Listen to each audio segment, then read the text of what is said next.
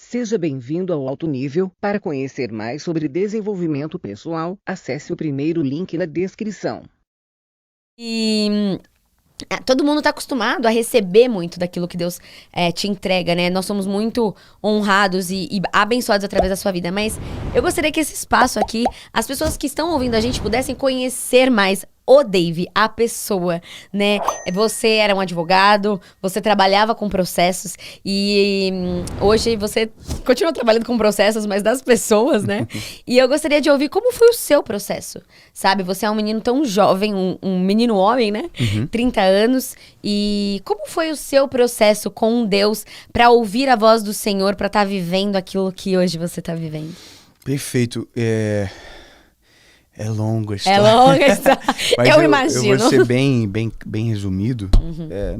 Não poupando talvez de detalhes importantes, mas eu tenho 30 anos, eu sou casado com a mesma mulher há 10 anos. É importante Uma família linda, né? É importante falar isso hoje, né? Eu tenho 2 filhos, o João e o Noah, e a gente está sonhando agora com o terceiro. Uau. E a nossa história, na verdade, com Jesus, ela começou... A minha história pessoal com Jesus começou na infância. Eu sou de um lar cristão, eu sou de terceira geração de evangélicos da minha família. Porém, meus pais, nem meus avós não são pastores ou ministros da palavra. Porém, quando eu era menino, quando eu era assim, tinha 5, 6 anos de idade, eu já fazia teatro na igreja e tal. Eu já tinha muito envolvimento com a igreja. Aí, olha, ele fazia teatro, gente, eu também. Deve ter alguma coisa, né? Eu sempre fui muito apaixonado por arte, sabe? Eu sempre amava isso. Eu cantava na igreja. Eu me lembro que quando eu era menino, a gente tinha um negócio chamado cultinho na igreja. A gente chamava assim. Eu sou da Assembleia de Deus até hoje, é a minha igreja que me gerou. E eu cantava. Eu cantava um hino só, cantava um hino chamado Folha Seca. É uma folha seca caída no chão, que vai para onde? Bom, muito velho. E eu me lembro que só eu cantava, só eu tinha coragem das crianças de cantar. E ninguém tinha coragem. E a professora sempre perguntava, alguém quer cantar hoje? Eu levantava a mão, ela sempre perguntava, tem mais alguém? Só eu tinha coragem. Eu cantava na igreja também, tocava teclado, fazia teatro, amava. Sério, que legal.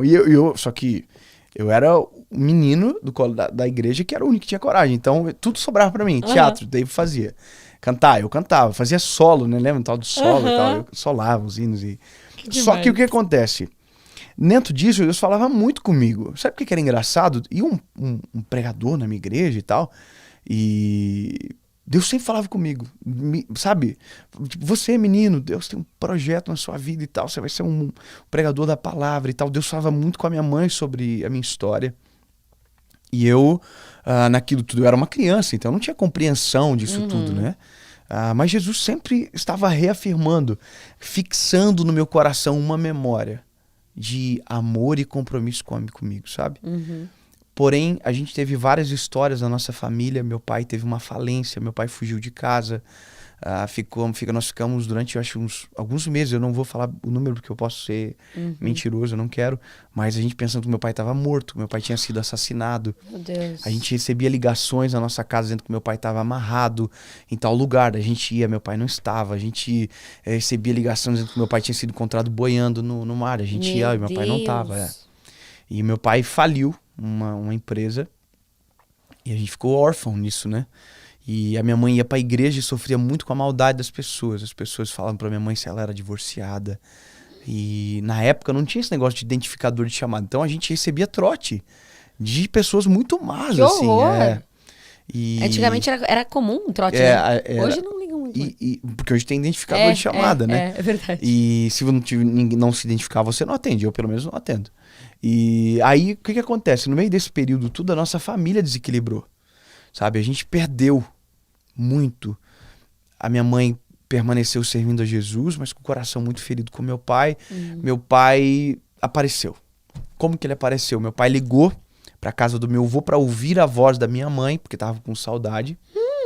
E meu avô tinha colocado a chamada, a Bina, né? Que era o identificador de chamada. E aí meu avô viu o número do Paraná e falou assim, que número estranho. Ligou 2 vezes, 3 vezes e ficava quieto.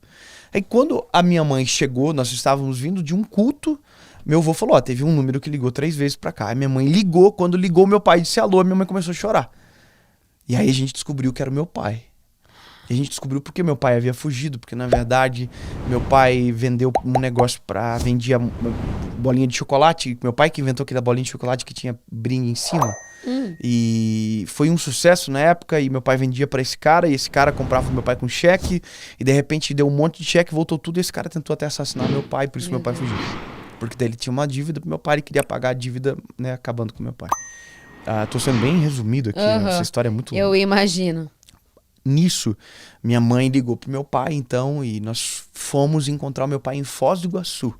Caramba. Vivendo uma vida miserável e tal. E aí eu me lembro do dia que eu cheguei lá. E tinha um frigobar cheio de uva. Meu pai comprou pra agradar a gente foi almoçar. E aí a gente voltou pra Joinville. Meu pai voltou. Mas a gente não era mais os mesmos, sabe? Nossa família tava destruída. Meu pai e minha mãe brigavam muito e tal, e a minha mãe nisso teve um encontro com Jesus ainda mais profundo e orou por meu pai, e eu vou resumir. E durante 8 anos, e aí Jesus salvou meu pai. Uau, amém. Glória a Deus. Nós perdemos a nossa casa, nós não passamos fome, mas a gente teve muita dificuldade na nossa família. Eu tinha muitas palavras negativas do meu pai sobre a minha história, eu vou cortar essa parte. E eu me afastei de Jesus com 16 anos. E dos 16 aos 19 eu vivi longe do Senhor, né? Isso cobra um alto preço para quem tem uma promessa no Senhor, né? Com certeza. E eu comecei a namorar com a minha esposa, com a Paulinha, nós vivíamos um relacionamento terrível. Eu entrei na faculdade, eu sempre fui um bom aluno, nunca fui um mau aluno. E eu fui garoto calouro, ganhei garoto calouro da universidade, eu comecei a fazer propaganda de televisão, de rádio, e aí meu coração se desconectou completamente de Jesus, completamente da minha família, e eu tinha trilhado uma pequena carreira de modelo, assim, que tava dando certo, inclusive aqui em São Paulo, passei em teste pra Malhação na época. Não acredito. Isso eu acho que nem contei pra ninguém, nunca contei no Gente, olha, Dave, eu já fiz também teste na Malhação. E engraçado isso, né? É, muito. É engraçado eu me imaginar vivendo isso. Imagina, E, bom, foi assim. E aí, quando tudo estava perdido, no sentido de, pra mim estava tudo bem, mas na verdade estava tudo perdido. Eu tinha 19 anos e dia 23 de abril de 2009, Uau. eu tive um encontro com Jesus. Não com a igreja. Não com alguém que havia sido pintado pra mim pela igreja. Lembra, eu pertenço a uma igreja, eu amo a minha igreja, mas eu tô só dividindo a experiência para que talvez você que está ouvindo agora entenda a profundidade do que é Jesus, de quem ele é. Né? Ele não está preso em uma denominação ou qualquer coisa do gênero, ele é acima de toda a religião, de toda a igreja, é o nome acima de todo nome. Amém. E eu tive um dia muito terrível, muito dramático. E foi como se Jesus tivesse tirado as mãos de sobre mim e tivesse deixado tudo que era de mais difícil para um menino de 19 anos ter que experimentar, aconteceu naquele dia. E foi onde eu me lembrei de todas as promessas do Senhor. Uau. Foi quando tudo aquilo que eu ouvia quando eu era criança fez sentido para mim. Só que parece que não tinha mais esperança, sabe? Sim. Parece que eu tinha perdido tudo.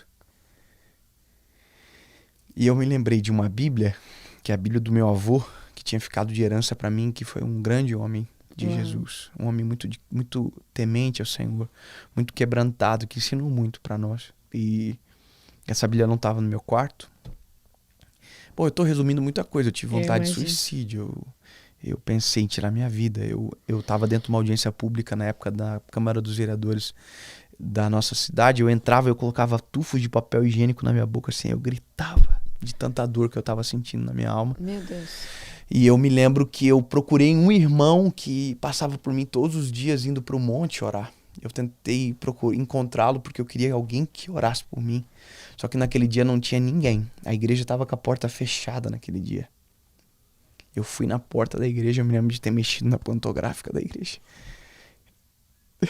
Desesperado. De tanto desespero. E aí eu fui pra casa, peguei essa Bíblia, entrei no meu quarto e dobrei os meus joelhos. E talvez as pessoas às vezes não entendem por que quando eu prego hoje, talvez eu choro um pouco, né? Mas quem foi muito perdoado, sabe? quem teve um choque com o eterno da maneira que eu tive entende o que eu vivo, sabe? E eu sempre digo que toda vez que eu prego, eu não sou o orador, eu sou o principal ouvinte porque passou por mim. Amém. E eu dobrei os joelhos e eu gritava no meu quarto. E eu dizia, Jesus, se tem uma esperança, Senhor. Se tudo aquilo que o Senhor prometeu pra mim pode acontecer, eu preciso ouvir a tua voz. Não tem sentido. E aí eu abri a Bíblia e abri em Salmo 116. Amo ao Senhor porque Ele ouviu a minha voz e a minha súplica, porque inclinou para mim os seus ouvidos. Porquanto invocá-lo enquanto viver, cordéis da morte me cercaram, angústia do inferno se apoderaram de mim. Então encontrei angústia e tristeza e disse, ó Senhor, livra minha alma. Uau. E aí a palavra diz, o Senhor é bom, justo, Ele salva. E aí eu fechei a Bíblia e eu disse, não pode. O Senhor me ouviu. E eu falei, sim, o Senhor está aqui comigo mesmo. Se o Senhor me ouve, fala de novo. Eu estou desesperado. E aí eu fechei a Bíblia e abri. Isaías 60. Levanta-te e resplandece, porque já vem a tua luz e a glória do Senhor vai nascendo sobre ti. E naquele dia... Uau. Glória a Deus. Eu tinha um bloquinho de nota na minha faculdade, de aqueles notinhas que você coloca. Eu escrevi assim, o dia que o Senhor Jesus mudou minha vida. E eu coloquei nos textos e eu fiz um propósito com o Senhor de 30 dias que eu acordaria às 3:30 da manhã para agradecer pelo que eu iria viver. Uau. E eu fiz isso. Eu orei 30 dias de madrugada.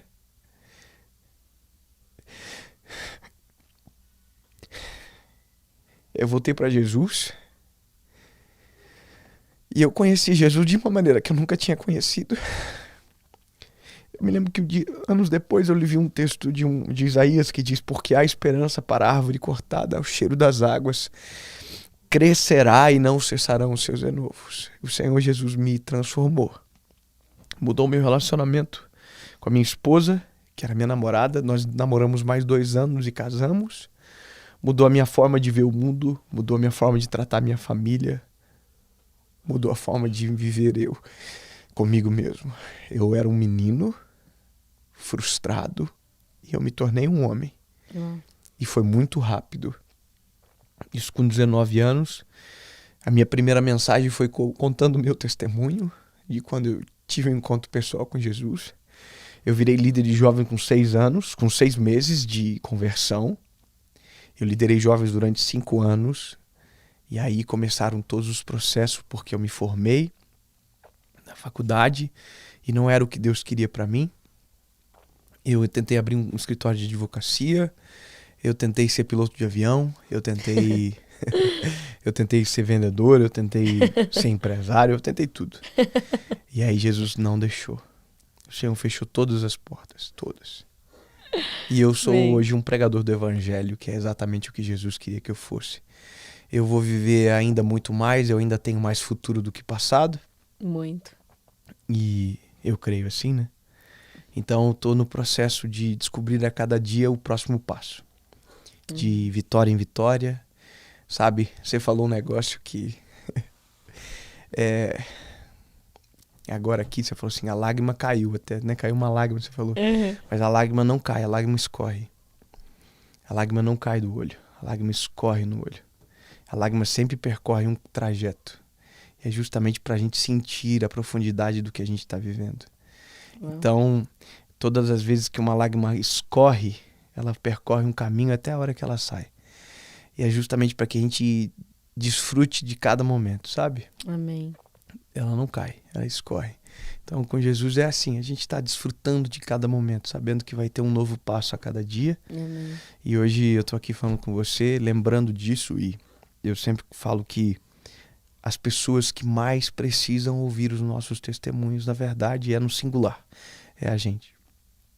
Eu tô muito feliz de poder contar o meu testemunho para mim mesmo aqui de novo hoje. Que incrível. Porque todas as vezes que a gente lembra da onde Jesus nos tirou, a gente não esquece a essência que nos trouxe para esse lugar. Amém, glória a Deus. Uau, maravilhosa essa história.